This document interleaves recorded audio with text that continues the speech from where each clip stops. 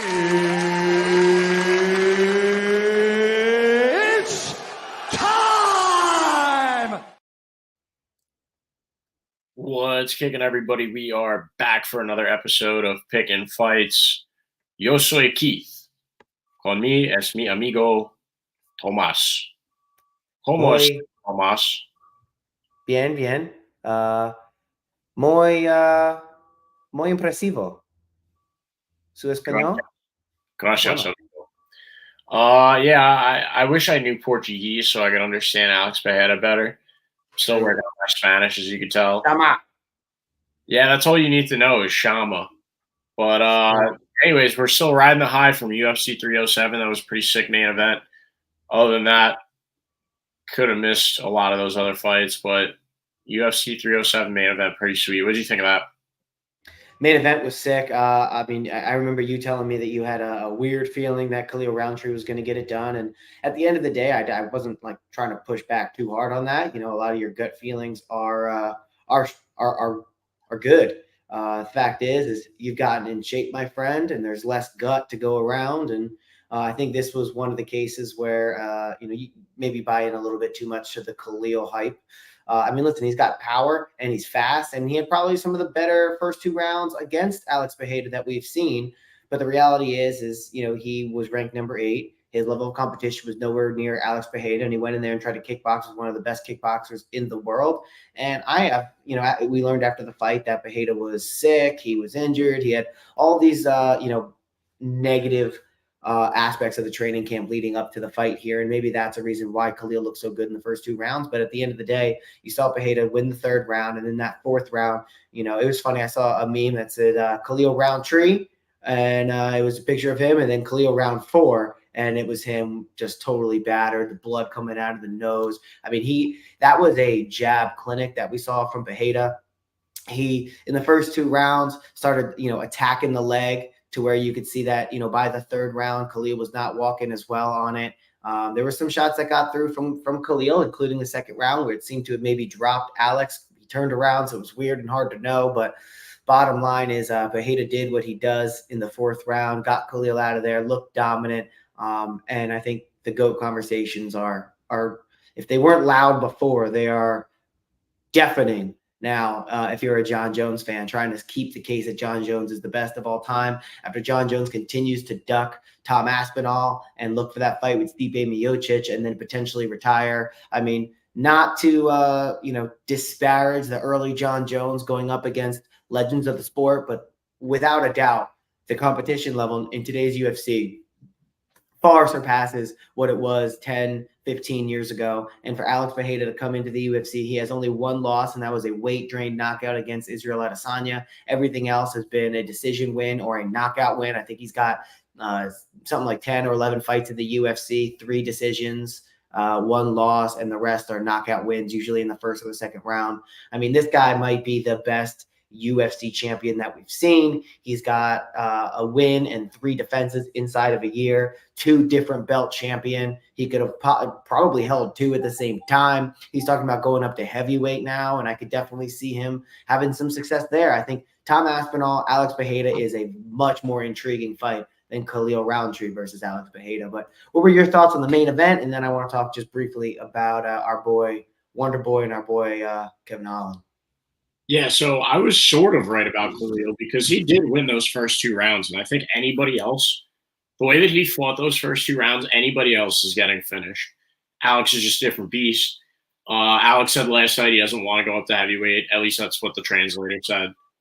Again, I wish I spoke Portuguese because I feel like he was probably so eloquent when he was talking in his native tongue about not wanting to go to heavyweight and having respect for, whatever. But anyways, yeah, it was. In his post-fight press conference, like in the octagon, he said, "I don't know what's next for me. I could do heavyweight." Like he didn't. I don't think he slammed the door. I didn't watch his post-fight press conference in front of the media. But he basically just said he's like so comfortable at light heavyweight. Like this is like where he figured out the division inside of a year at this point. This is the reason why he had to fight number 8 Khalil Roundtree. Yeah, that's true, and he does look super comfortable at this weight class. So like he puts on 25 pounds again overnight. And the weight cut isn't draining him like it did against Izzy. So I think what's best for him, he's already a 2-weight division champion. He could go up to heavyweight and, try and fight a guy like Tom Aspinall or John Jones, but I can't be the only one asking how long could Alex continue doing this for, because he is, consistently saying that he's having like an injury going in each fight and he's battling sickness more often. Like it feels like just about every time Alex fights, it's like I could have stepped out of this one. It was the toe thing the last time. Now it was like a knee thing. How much longer could Alex keep doing this? Just to be devil's advocate, you don't know that that's not because he fights so consistently and so frequently. For a guy who's 35, 36, 37 years old, maybe if he moves it back to fighting 2 times a year, he fights healthier those 2 times.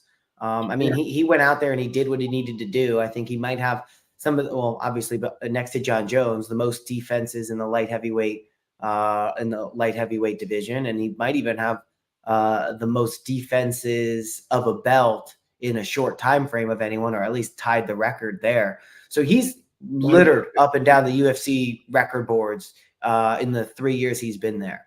So I think doing it also to just be a champion in multiple sports, which is something John Jones cannot say. John Jones, UFC and UFC only. Obviously, he can't say that because he was in the UFC so young. Being a young champion is something that Pereira won't be able to say, which maybe, point Jones. But shit, if you're able to be a master in 2 totally different sports, hold belts from multiple divisions, multiple sports, maybe not UFC GOAT, but certainly making a strong case for mixed martial arts GOAT. Yeah, no, I think Alex is maybe 1 or 2 more title defenses away from being the GOAT, like the UFC GOAT. It's tough to say because you do have Volk and everybody forgets about Volk, but the way that Alex did it and holding 2 belts, I don't know. That's a conversation for the future. Everyone out. Yeah, that's a conversation for the future for sure. I think it would be a different conversation had Alex beaten Islam that first time around, but is what it is, But anyway, speaking of conversation for the future, how about a conversation for now? Right. Royval Taira. Fighting. Sneaky good card. Thoughts? Yeah. It is a sneaky good card. It's surprising because after a lot of pay-per-views, they'll give us some bullshit like the week after. They're like, okay, that was a good pay-per-view. Here's a shitty card. Well, that wasn't the best pay-per-view, so we got a pretty sneaky good fight night card this week. There's some name value here. Brandon Royval fought for the title against Pantoja last year. Taira is a rising star. You have a couple of these guys from the Asian continent, like Jun Young Park, the Iron Turtle, Brad Tavares. We know them very well at this point. Grant Dawson. And then if you scroll down to the prelims, there's one guy I want to point out, and he's actually going to be my first prelim notable. Well, before we do that, we got to roll that sectional intro clip or whatever the hell we call it. That was perfect. So I want to kick it off with Chris Barnett. Oh, Chris Barnett. Yeah. Beastie boy. Chris Barnett is certainly notable.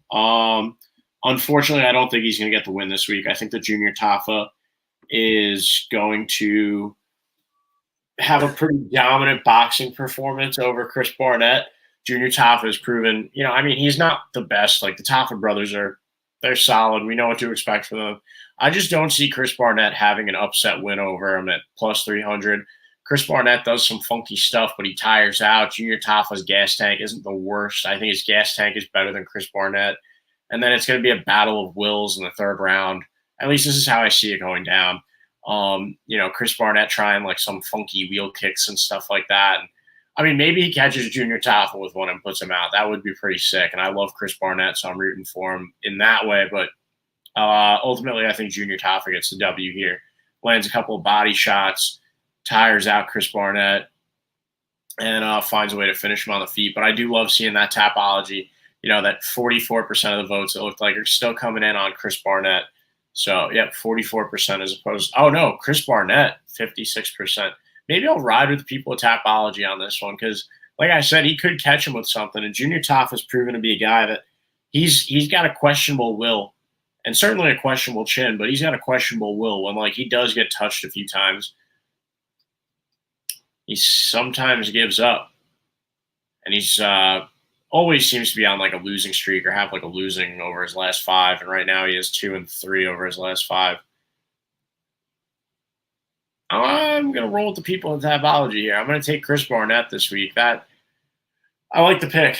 I actually do. Like I do think you could catch him with something. And Chris Barnett's fun. He's exciting.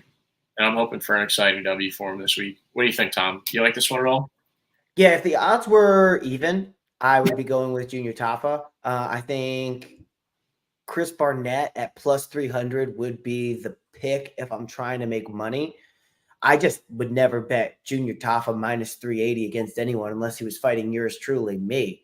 I just feel like he has let us down so many times. He's only 8 fights into his MMA career. 3 of those were losses. So 5-3, not very strong. He was undefeated at one point in 2022, but we realized, a lot of those fights were probably against cans. I think at this point, Junior Tafa is not a safe pick against anybody unless he's fighting literally a nobody like myself.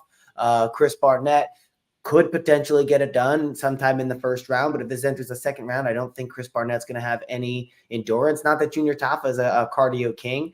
I just think Junior Tafa at 28 years old, in a little bit better shape, a lot of better shape, taller, leaner, quicker. I think Chris Barnett's looking for more of a Hail Mary and an exciting finish here. I don't think, Junior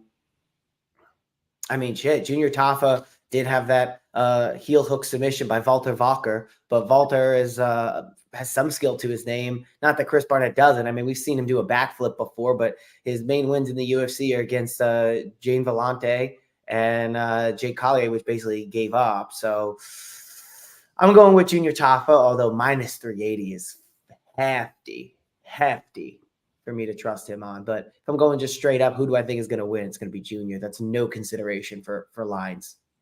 Yeah, no, I'm taking the line. I'm taking Chris Barnett here. I love it. I got another one I want to talk about, just right on up there. Themba Gorimbo going up against Nico Price. I'm going with Themba Gorimbo. This fella's got a great story. He's got a lot of hype behind him at this point because he's had a couple of finish victories in the UFC. And if you want to learn more about his story, listen, all I know about him really that I can speak confidently on is that he's from Zimbabwe. And he's had a lot of help from great people along the way, like Colby Covington and The Rock and stuff like that. He's had a tough life. But anyways, Nico Price hasn't really looked great in his last couple of fights. Who did he get that last win against, Tom? So this was he got a win over Alex Morono. We didn't expect him to get that win, so that's going to influence my pick for sure. Yeah, Alex Morono's solid, but Nico Price just kind of looks a little wobbly sometimes out there. Yes, he's got a sick chin on him, and he can eat some shots, but sometimes he eats too many shots, and it doesn't look great, and he takes damage and wears it not so well. He's got losses to guys that have a similar fighting style to Themba Gorimbo, like that long, lanky kickboxing style. And, the people on Tapology think that Themba Gorimbo is going to knock him out, it looks like. I don't think so. I think that Themba can grind out a decision. And I think he's way less likely to get finished out of these two guys. So I'm going with Themba to really draw out some nasty damage over 3 rounds. What do you think, Tom? Yeah, for the fact that Themba Gorimbo has had the assistants inside the UFC, you mentioned Colby Covington and the like. I think he's a guy who I'm going to feel a little bit safer going with this time around, just because he's kind of on his upswing. He's kind of like, this is going to be a bad comparison, but like the Jake Paul. Jake Paul is to boxing, as Themba Gorimbo is to MMA, in the sense that he has a lot of assistance when it comes to coaching, and a lot of powerful people pulling for him. And I think that means a lot. Going against a guy like Nico Price, who is kind of known for having a sneaky good jiu-jitsu game and getting beaten up and being able to withstand that. I think Themba Gorimbo is, known for his striking, known for powerful punches, fast guy, long, especially with the legs. I'm going to go with Gorimbo to get this one done, probably by a knockout, get a finish here. But, this is one that I'd be concerned about. I don't feel very, very confident because it's MMA. Anything can happen. And Themba Gorimbo is kind of green in a sense to the UFC. So I'm still going with Gorimbo, but not super confident here. There's going to be an interesting fight. I'm looking forward to it. Yeah, Nico certainly has the experience advantage and everything, and the chin he's really a tough son of a gun. So it is tough, but I like Themba a lot more there. Do you got any more for us? What else do you like? Yeah, I mean, Jonathan Pierce, Pat Sabatini is another good fight. Like, I think there's a lot of fights in here that I'm not necessarily looking at as hugely one-sided or locks or anything like that. We're getting a Slim Chickens. That's why my ads are coming up like that. But this is a great fight that I'm looking forward to a lot. A lot of money on Jonathan Pierce coming off 2 losses to Anderson Brito and David Onama. Pat Sabatini also coming off a loss to Diego Lopez, where he was knocked out, which you're going to have a little bit of credit there, a little bit of grace. I would probably ride with JSP in this one, but that's going to be a fight I'm definitely looking at to make sure I don't miss. And one more is Chidi Njokuani taking on Jared Gooden. Another really, really interesting fight. Good matchup here between a couple of guys that are kind of aging. I think, Jared Gooden being the younger guy here, 3-2 over his last 5. He's got a win over Impa Kasagany, former UFC fighter outside of the UFC, though. Again, another win by injury outside of the UFC. A loss on his first time in, win over Wellington Turman, which Wellington Turman has turned it around slightly, so that doesn't look as bad as maybe it once did. Going over to Chidi Njokuani. Also, this guy is now 2-3 over his last 5. Win over Dusko Tudorovic, which doesn't look too bad. Gregory Rodriguez, he's got the loss. Albert Duraev, he's got the loss. Michael Olenjacek, he's got the loss. Being finished by ground and pound there. A guy who does take damage, can be finished, but also at the same time, like against Reese McKee, can look really good, especially at length. Chidi Njokuani is fast. He can put people away.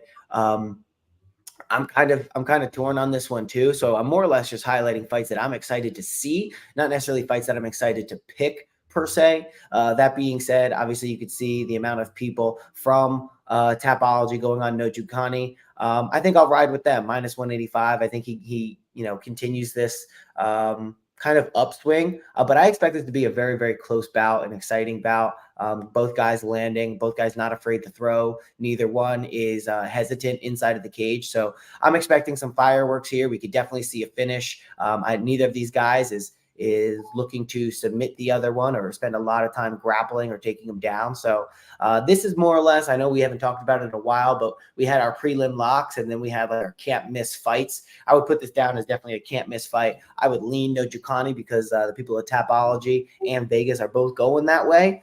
He is a little bit older, but he is a fair bit longer and he knows how to use that length. He's also long and fast. So I'm going to go with Chidi Njokuani over Night Train Jared Gooden. Do you have any thoughts on either of those 2 fights? I'm going to abstain, but I like your logic. I want to tell you, but I'm going to hold off. No worries. Yeah. Main card time? Yeah, let's do it. All right.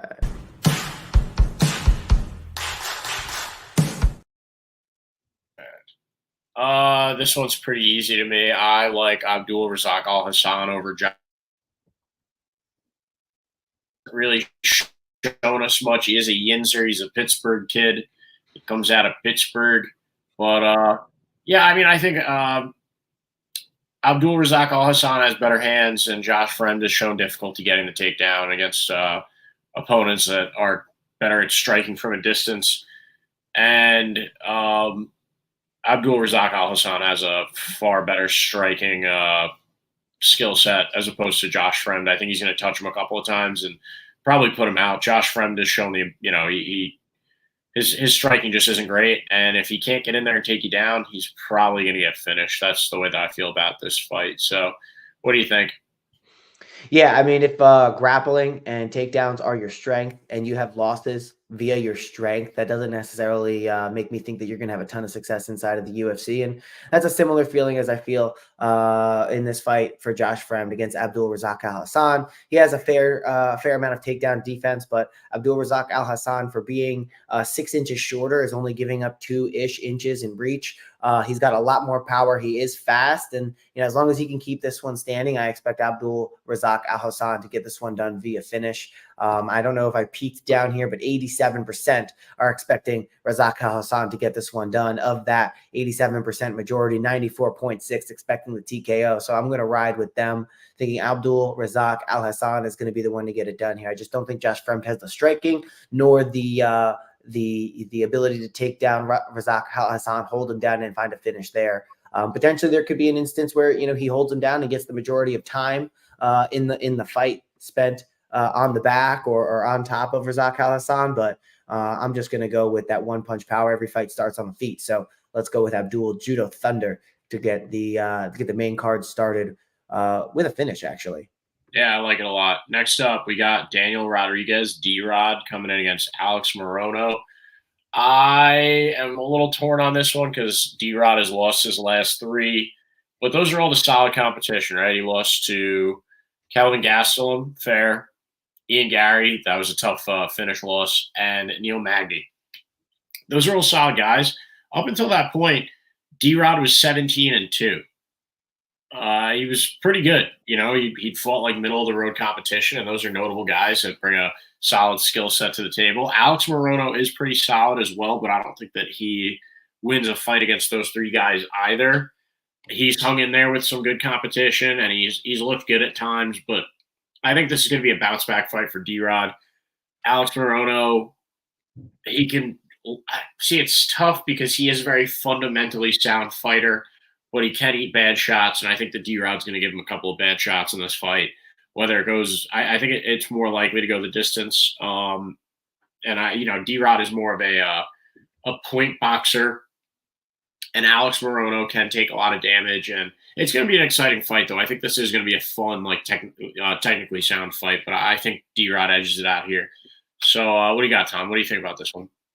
Yeah, I mean, I'm in agreement with you for a lot of what you said. I think Alex Morono is a guy who, he can get some success, but then also can find himself in bad positions after he gets that success, maybe get a little bit egregious when he finds himself in winning positions here. And I think D-Rod's a guy who always stays within himself. He is a boxing point fighter.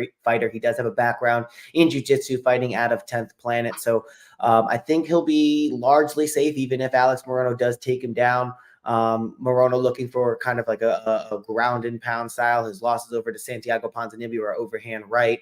Joaquin Buckley, he fought to a decision and lost. Nico Price, he fought to a decision and lost. He has a win over Court McGee, but we had seen, this past weekend how Court McGee, had to have back surgery and he was fighting through pain. So that win there, I also take a little bit with a grain of salt. So I'm going to go with D-Rod. I think, he's, Neil Magny, a win over Li Jingliang is definitely not going to go unnoticed to me. He's got the submission by Neil Magny. I don't expect that necessarily come back from Alex Morono. Head kick to ground strike to Ian Machado Gary, not the level of fighter that Alex Morono is. Kelvin Gastelum fought to a decision, and I think Kelvin Gastelum probably has more tools and more weapons about him than Alex Morono does. So I like D-Rod in this one. Get off the schneid, even at 37 years old. But given that that's the case, what are they fighting at here? Because I know D-Rod fought at 185 last time. I think that was like a short notice fight that he came in. So if they're fighting at 170, it's a little bit more normal for D-Rod. So let's see how he looks at 170. I think he's going to get this one done via decision. Yeah, I like it. This next one, I'm just going to rest on the people of Tapology because at this point, I don't know. I feel like I'm a little out of the loop on these girls. I can be completely honest about that. I don't know. What do you think about this one? You got anything? Yeah, I was hoping you had something. I remember seeing a couple of fights with Corey McKenna. She had the win over Kay Hansen, not in the UFC anymore. Elise Reed, split decision. Right. Wins over Miranda Granger via Von Flew. Cheyenne Vasimas decision, and a loss to Jacqueline Amorim. Of literally the last 5 fighters, I know of like 2 of them. One of them's not even in the UFC anymore. Clearly, Corey McKenna is a girl who has a jiu-jitsu background coming out of Team Alpha Male. Juliana Polisteri, 4-1 over her last 5. First UFC fight, was a loss to Josephine Knutson. Knutson, am I reading that right? Yeah, that's Knutson. Yeah. All right. Young fighters. I think I might have to go with Polisteri. People at Tapology taking her by decision. Some of her wins, we have them, in a jiu-jitsu grappling fashion. So I think that there's going to be potential boring fight here. Two women fighting on the ground. Hard for me to comment on the relative expertise there. Having finishes outside of the UFC in them, young, getting better. She's a little bit longer, Julia is. Yeah, but her nickname's Psycho versus Poppins. I'm going to go with the a little bit more gritty sounding Juliana Polisteri, Psycho, to get this one done over Corey Poppins McKenna. Poppins, Corey McKenna. Corey McKennan's Poppins. I don't know where that nickname would even fit in. Yeah, this is probably like if I have to shit on Saturday, this is probably when I'll use that time to shit. Next up, we got Grant Dawson versus Rafa Garcia. I'm done talking about that one.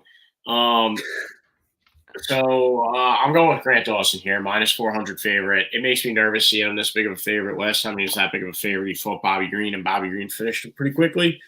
But Rafa Garcia is like not bad. He's 16-3, 4-1 over his last 5. But then you look at who he's fought, and it's Clay Guida's up there, and you're fighting Clay Guida to a decision. You need to be able to finish Clay Guida if you want a chance at beating Grant Dawson, because you have to finish Grant Dawson, because Grant Dawson can grind you to a wrestling decision.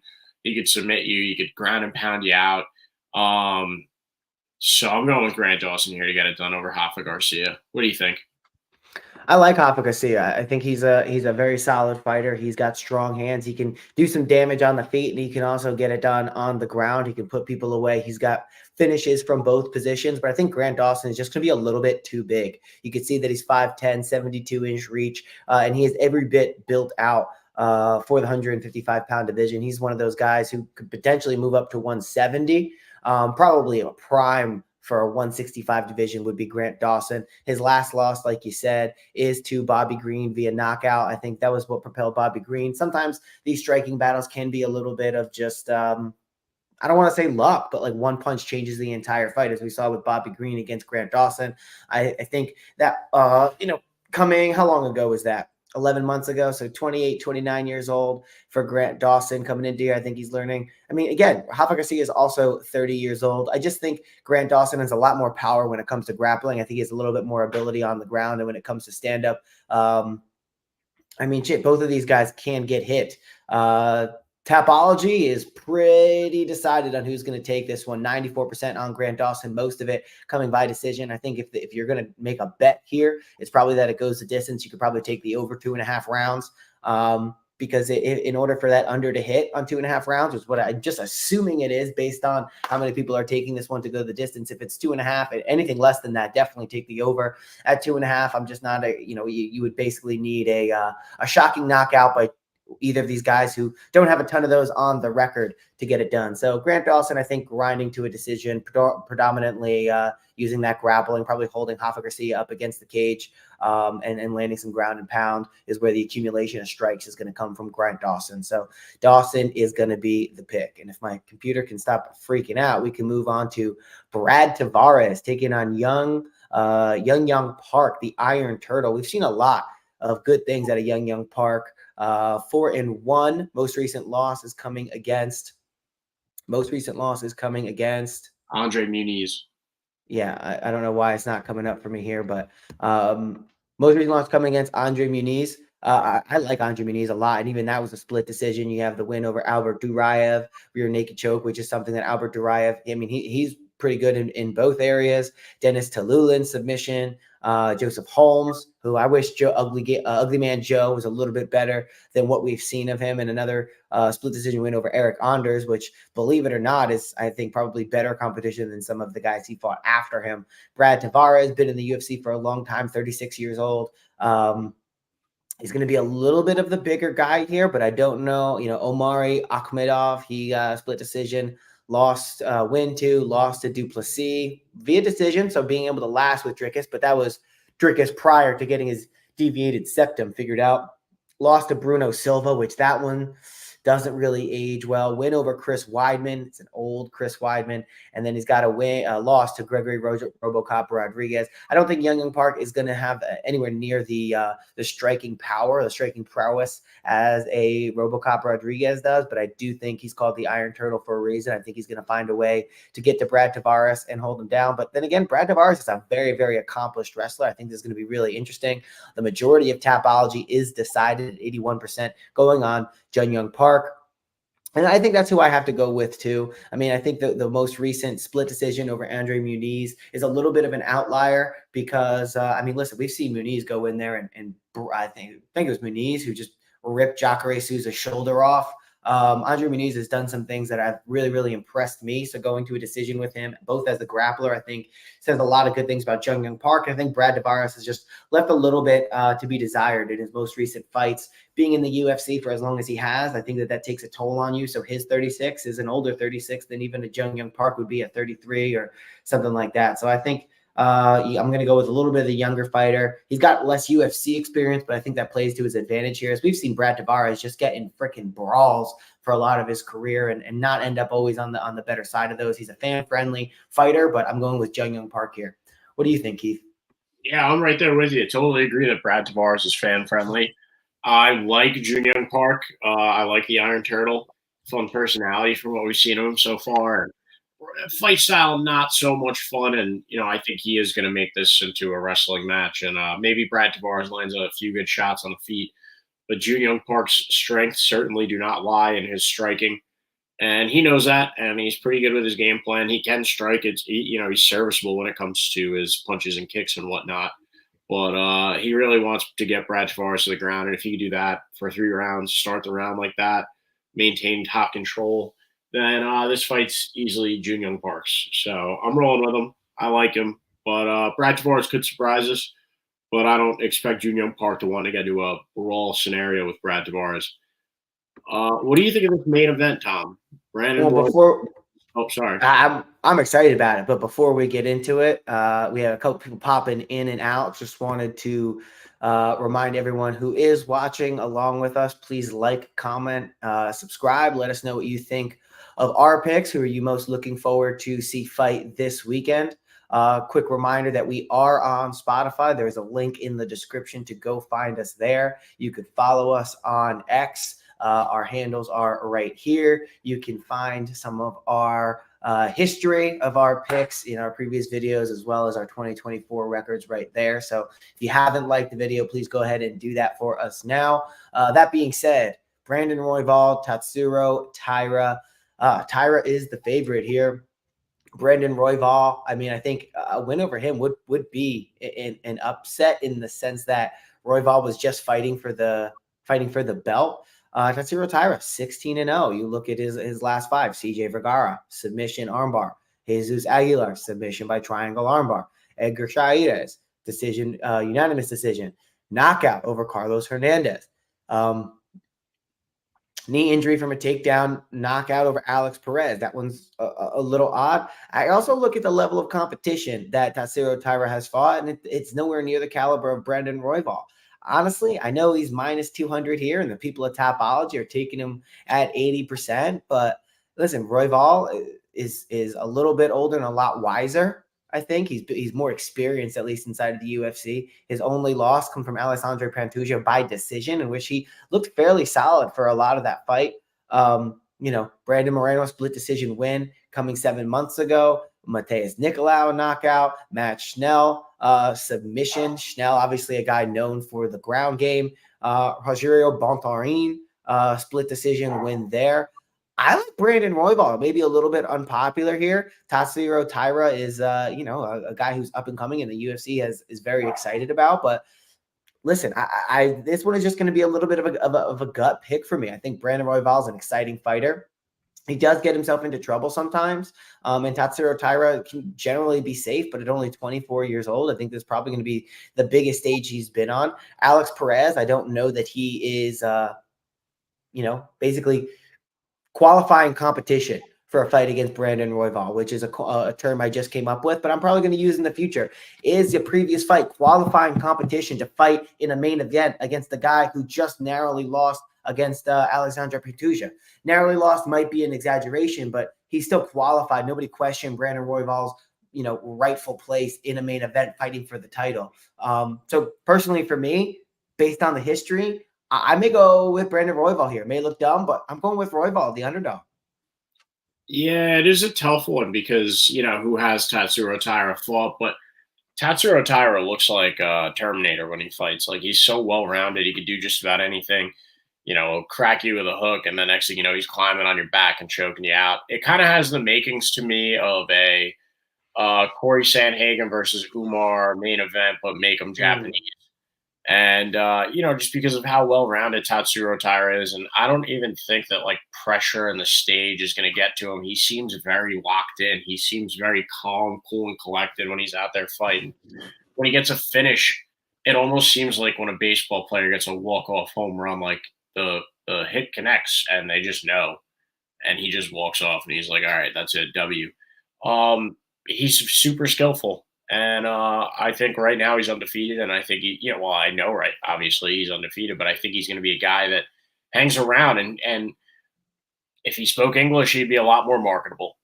That's the only thing, the UFC is definitely trying to push a lot of these guys from the Asian region lately, and it's smart.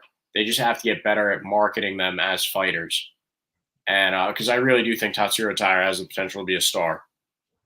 I do like Brandon Royval quite a bit, but I think Tatsuro gets the win. So,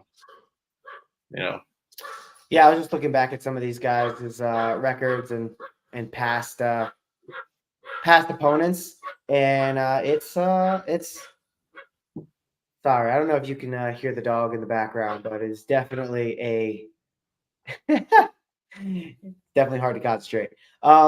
Yeah, listen, I mean, I could definitely see Tatsuro Taira going out there and just kind of putting on a clinic, but I could also see Brandon Royval just being a major step up in competition that Taira is not maybe used to, and that having a major impact on the outcome of this fight. So I'm going to stick with Royval. Maybe I'm the only one doing so, but I mean, plus 165, not necessarily the best line that I'd like to take him. I'd like a little bit more money coming back because of some of the reasons you pointed out with Taira, but hey, I do think Royval can at least go the distance here, and I think he could. We haven't seen Taira go 5 rounds. He's got a lot of his victories in the first and the second round against much less quality opponents than Brandon Royval. I could definitely see the striking being an issue for Royval here, but he's very well versed on the ground, and yeah, let's see what he has. I think you've definitely swayed me. I'm feeling a little bit less confident here. Just hearing about how highly you speak of Taira, but listen. Royval could get it done, man. He looks good, and if you can go out there and fight a 5-round decision against Pantoja, that rates for me. That really rates. The thing is Royval is such a difficult guy to finish. He did hang in there with Pantoja. He took a beating from him, gave a beating back. That was a sick fight, and this fight could go the same way. It's tough because Brandon Royval has been in there with some of the best, and it's like, how good is Tatsuro Taira really? Who has he fought? I just think he's so locked in. Like he's kind of he looks like a killer when he's fighting. So it's tough. It's tough because Brandon Royval has been in there. He's done it with some of the best. He's a tough one. He's a tough guy to finish, and I think if Tatsuro Taira doesn't finish him, I don't know if he wins this fight. Brandon Royval has really good takedown defense. I mean, Pantoja got him down 8 out of 14 times. Pantoja's really good too. But yeah, I mean, obviously Pantoja. But look at that. Doubled him, almost tripled him on strikes. A ton of output. And I'm just not sure that Tatsuro Taira has ever dealt with somebody who puts that much volume on you. Yeah, but he's also really good. He is really good. Yeah. It's a tough one. It's an interesting fight. It's a good one, and I don't think it has much name value. So that's where we step in, is to let you know that, hey, this is going to be a good fight against a guy who's got a solid ground game and has a volume of strikes up top.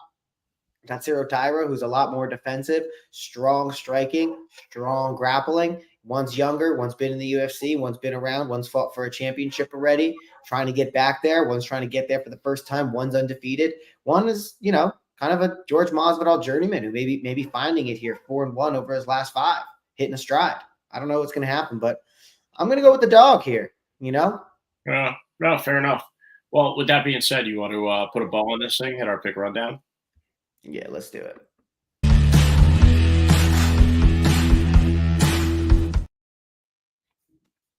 All right. Starting down at the bottom, I'm taking Chris Barnett over Junior Tafa. Ballsy pick. I'm also going with Themba Garimbo over Nico Price. Keep on going up. I'm going to move up to the main card. I'm going with Abdul Razak Al Hassan over Josh Fremd. D-Rod, Daniel Rodriguez over Alex Morono. I'm going to skip that girls fight. Grant Dawson over Rafa Garcia, Jun Young Park over Brad Tavares, and Tatsuro Taira over Brandon Royval. What do you got for us, Tom? Yeah, I mean, I didn't realize that Chris Barnett was already on this card, and Waldo Cortez Acosta pulled out, and they found a new challenger to step in there. I also didn't realize we were supposed to get a Cody Garbrandt fight here. Corey McKenna was supposed to fight, and Polyana Viana was the one who pulled out. Not sure that that's going to have any impact on my picks here, but I'm going with Junior Tafa over Chris Barnett. Yeah, we would have to see a major change in Chris Barnett. Oh, let me put the camera on me. We'd have to see a major change in Chris Barnett, in terms of his physique and his overall readiness for a fight. But I'm going with Junior Tafa to get that one done. Themba Garimbo to get that one done. I am going with Chidi Njokuani to get a win by decision over Jared Gooden. That's going to be a good fight. On the main card, Abdul Razak Al Hassan over Josh Fremd, I think is going to happen. Daniel Rodriguez over Alex Morono is a tight pick, but I'm going to take it anyway. Juliana Polisteri is going to take it over Corey McKenna. That's just a freaking crapshoot, dude. Grant Dawson over Rafa Garcia. I think he's got the more aggressive grappling. Jun Young Park over Brad Tavares in a battle of guys who Jun Young Park, Iron Turtle, takedowns, younger, less battle tested in the UFC, meaning he's taking less damage. And maybe a dumb pick in hindsight, but I'm going Brandon Royval over the Japanese Tatsuro Taira. He's looking good, but let's see if he can get through Royval. If he gets through Royval, then I'll officially be joining the hype train. Yeah, it's definitely not a dumb pick. With that being said, just to reiterate what you said before, like, comment, subscribe, please. Helps us out big time. Follow us on Twitter and Instagram @_Pickin Winners, and also @Pickin Keith, @Pickin Fights Tom. Did I miss anything? Yeah, anyone watching? I think we have 4 congruent listeners or watchers now. Go ahead and let us know what you think of our picks while you're here. Drop a like. It costs you nothing. We really appreciate it. And if you like the show, didn't get a chance to listen to all of it, we post these on Spotify. You can listen in the car, on the go, or anywhere. So appreciate the 4, 5, 6 people popping in and out during the course of the show today. Let us know if you placed any bets based on us or faded us, and we'll see you next week. Bet responsibly. Yeah, see you next week. Yeah, bet responsibly. Don't go outside. Don't go outside your means. Or do. Who the hell am I? No, don't. Well, no, don't do it. Don't do it. Be smart. Be responsible.